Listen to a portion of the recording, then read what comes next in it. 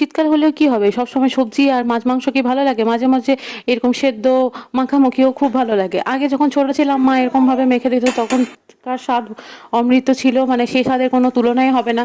সেই জন্য আজকে মা ছেলে বানিয়ে ফেললাম আমি। ভাতের মধ্যেই দিয়ে দিয়েছিলাম আলু আর টমেটো, ওগুলোকে ভালো করে সেদ্ধ করে নেওয়ার পর মেখে নেবো বলে, মাখা করে খাবো আজকে বলে নিয়ে তেলের মধ্যে কিছুটা পেঁয়াজ ভেজে, ওটা নতুন আলু তো বেশিক্ষণ রাখা যাবে না, তাড়াতাড়ি করে মেখে নিতে হবে। আর ডাল সেদ্ধ করে ওই ডাল সেদ্ধটা ছুঁকে নিলাম ওই পেঁয়াজ ভাজাতেই। আবার আলাদা করে ভাজা পেঁয়াজ দেবার কি দরকার বাবা, একইভাবে হয়ে যাবে। নুন দিয়ে ভালোভাবে মেখে নিলাম আলুটাকে, যাতে কোনো দানা না থাকে। এখনকার নতুন আলু বাবা, তাড়াতাড়ি মেখে নিতে হবে। আর টমেটোগুলোকে বেশ ডলে ডলে মেখে নিলাম, আর ছালগুলো ছাড়িয়ে নিতে হবে অবশ্যই। তারপরে নুন, ধনেপাতা, কাঁচা লঙ্কা, সর্ষের তেল, ও সেই স্বাদ কি আর বলবো, সেই স্বাদের কোনো তুলনা নাই। আর ছেলেকে মাছ ভেজে ডিম ভেজে দিয়েছিলাম, আর এই ছোটো ছোটো চারাপোনা মাছ ছেলে তো খেতে পারবে না, কিন্তু আমি ভেজে নিলাম নিজের জন্য দুটো, গরম গরম ভাতে মেখে খেয়ে নিলাম। আর মাঝে মাঝে